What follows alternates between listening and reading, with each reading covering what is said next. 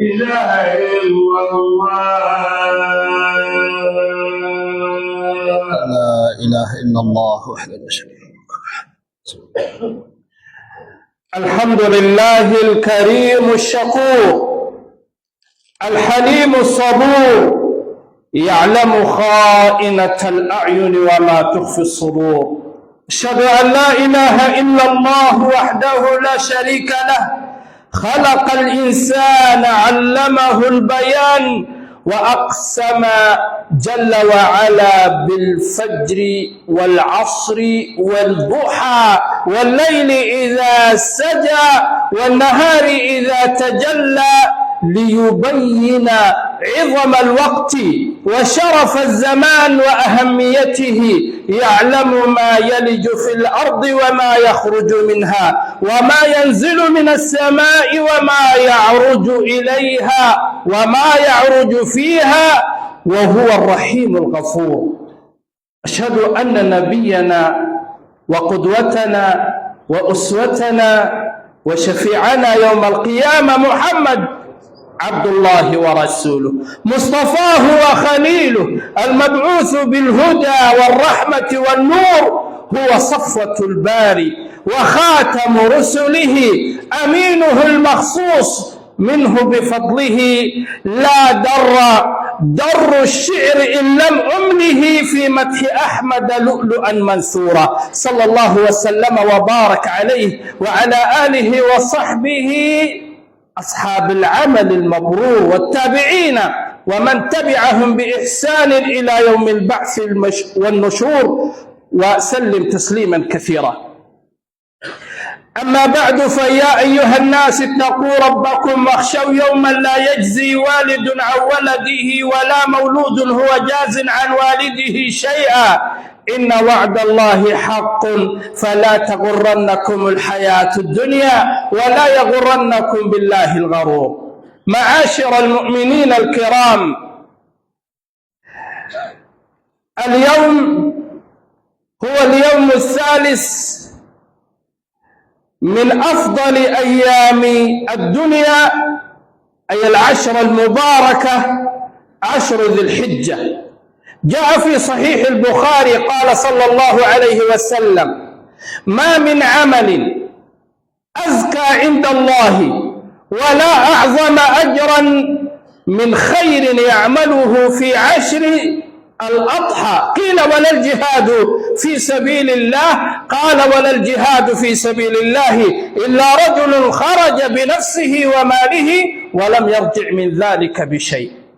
أيام فاضلة، موسم مبارك، وأوقات ثمينة نفيسة، فهي بنص الأحاديث الصحيحة أعظم الأيام عند الله فضلا وأكثرها أجرا وأحبها إليه عملا. إنها عشر مباركات عالية الدرجات متعددة الفضائل والمميزات أقسم الله بها فقال: والفجر وليال عشر. والله لا يقسم إلا بعظيم، كما أن العبادات كلها لا تجتمع إلا في هذه العشر. فيها يوم عرفة، يوم الحج الأعظم، ما رؤي الشيطان أصغر ولا أحقر ولا أدحر منه في ذلك اليوم، لما يرى من كثرة تنزل الرحمات على عباد الله عز وجل. فيها يوم النحر، يوم العيد، ويوم الحج الأكبر أفضل الأيام كما في الحديث. فهي إذن أيام مباركات تتنوع فيها الفضائل والخيرات، تتضاعف فيها الأجور والحسنات، تزداد فيها النفحات والرحمات.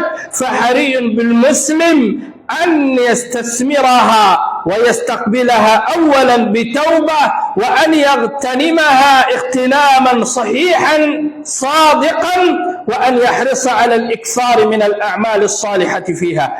أما أفضل الأعمال المشروعة فيها فالإكثار من الذكر بأنواعه، جاء في الحديث الصحيح: فأكثروا فيهن من التهليل والتكبير والتحميد. والذكر كما يشمل الحمد والثناء فهو يشمل أيضا التلاوة والاستغفار والمناجاة والدعاء. الذكر أيها الموفقون هو أيسر العبادات وأسهلها وأجلها وأفضلها. قال تعالى: ولذكر الله أكبر. وفي الحديث المشهور: ألا أنبئكم بخير أعمالكم وأزكاها عند مليككم وأرفعها في درجاتكم وخير لكم من إنفاق الذهب والورق وخير لكم من أن تلقوا عدوكم فتضربوا أعناقهم ويضربوا أعناقكم. قالوا: بلى. قال: ذكر الله عز وجل.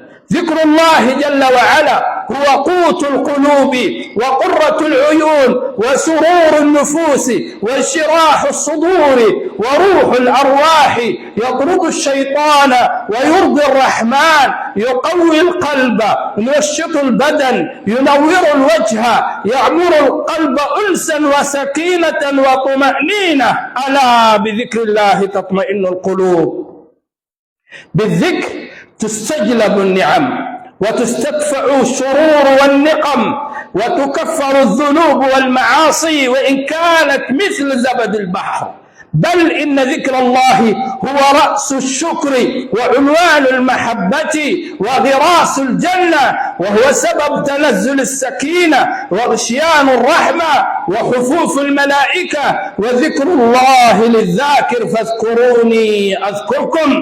لئن كان الذكر هو أفضل ما يعمل في هذه العشر، فإن الصلاة على علو مكانتها نوع من الذكر، كما قال تعالى: فاعبدني وأقم الصلاة لذكري. الصلاة فرضا ونفلا هي أفضل الأعمال المشروعة وأعظم الأسباب المتيسرة لنيل محبة الله ورضوانه. وفي الحديث القدسي يقول الله تبارك وتعالى: ما تقرب إلي عبدي بشيء أحب إلي مما افترضت عليه، وما يزال عبدي يتقرب إلي بالنوافل حتى أحبه، فإذا أحببته كنت سمعه الذي يسمع به وبصره الذي يبصر به ويده التي يبطش بها ورجله التي يمشي بها، ولئن استعاذني لأعيذنه ولئن سألني لأعطينه. كذلك الإكثار من الصدقة في هذه الأيام أفضل من الصدقة في رمضان. إذا كان صيام أي يوم في سبيل الله يباعد الله به بين الصائم وبين النار 70 خريفا، فكيف بالصيام في هذه الأيام المباركة؟ ونذكر أنفسنا بصيام يوم عرفة لغير الحاج، فإنه يكفر ذنوب سنة ماضية ومستقبلة كما ورد عن النبي صلى الله عليه وسلم. ثم إن المؤمن إذا لاحظ بعين البصيرة فسيجد أن هذه الأيام المباركة تقع في أواخر كل عام هجري، لكنها فرصة أخيرة للمفرطين والمقصرين ليتداركوا أنفسهم وليعوضوا ما فاتهم في السنة وليصلحوا أخطاءهم، وليتذكر العبد بنهاية سنته نهاية عمره فيعقد العزم على استثمار ما بقي له من عمره. فهذه الدنيا أيام قلائل سرعان ما تمضي وترحل، هكذا فكل ما يصيب الإنسان من عسر أو يسر فهو كذلك مع مرور الأيام ينسى ويضمحل. فحري بالمسلم العاقل أن يتعظ ويعتبر وأن يستثمر أوقاته بالطاعات والذكر لعلمه أن العاقبة للتقوى، وأن ما يلحقه من التعب والمشقة يزول وينسى، وأن ما وعد به من الثواب والجزاء خير وأبقى يتنعم به خالدا مخلدا في جنة المأوى. كذلك حري به أن يترك المحرمات ويهجرها ليقينه أن لذتها تزول بزوالها ويبقى عليه وزرها وشؤمها كذلك أن يستفيد من الأزمان الفاضلة والأوقات المباركة التي اختصها الله سبحانه وتعالى بشعائر عظيمة فيعظمها كما عظمها الرب تبارك وتعالى، ويخصها بكثرة النوافل والقربات. فالمغبون بحق من فاتته هذه الفرص الثمينة وفرط فيها، والمحروم بصدق من دعته دواعي الخير فأبطأ عنها ولم يغتنمها.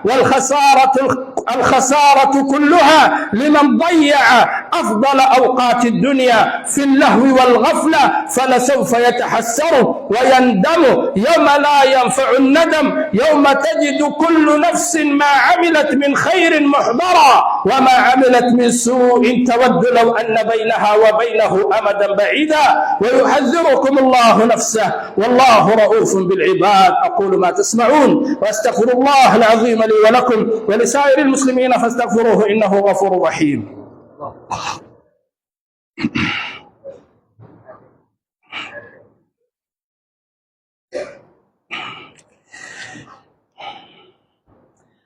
الحمد لله كما ينبغي لجلال وجهه وعظيم سلطانه، أشهد أن لا إله إلا الله وحده لا شريك له تعظيما لشأنه، وأشهد أن نبينا محمدا عبده ورسوله الداعي إلى رضوانه صلى الله عليه وعلى آله وصحبه وسلم تسليما كثيرا.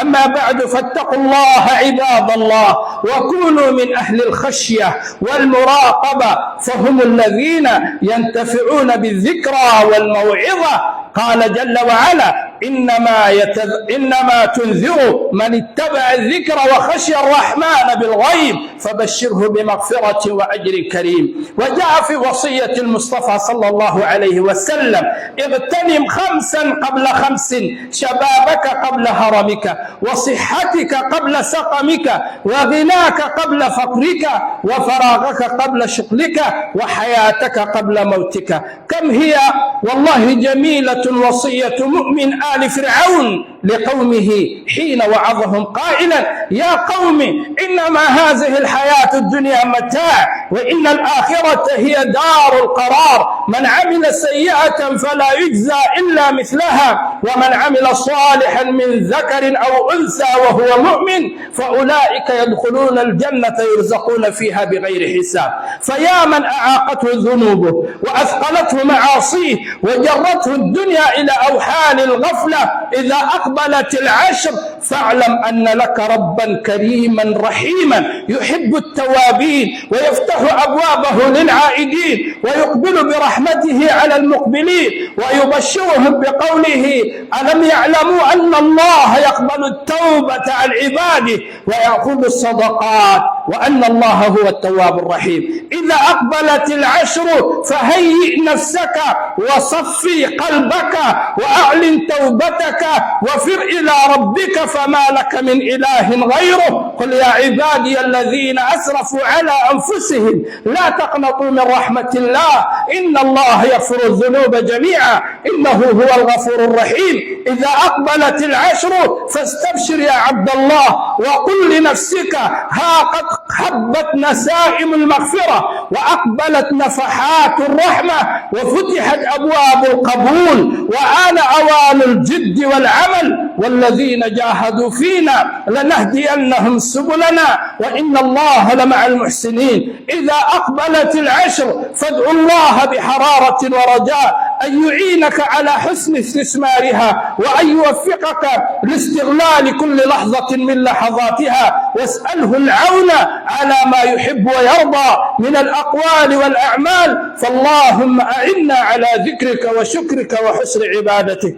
إذا أقبلت العشر فأقبل على الله بقلب مشتاق ونفس راغبة وعزيمة متقدة، وادخل ساحة المنافسة وسابق مع المسابقين وسارع مع المسارعين واسع إلى الله مع السائعين. إن الله مع الذين اتقوا والذين هم محسنون. إذا أقبلت العشر فاعلم أن العمل فيها أحب إلى الله من العمل في غيرها، فشمر ساعد الجد وتغانم غنائم البر. فوالله لو قيل لأهل القبور تمنوا لتمنوا يوما واحدا من العشر، والسابقون السابقون أولئك المقربون في جنات النعيم. إذا أقبلت العشر فأكثر من ذكر الله، ورطب لسانك بسبحان الله والحمد لله ولا إله إلا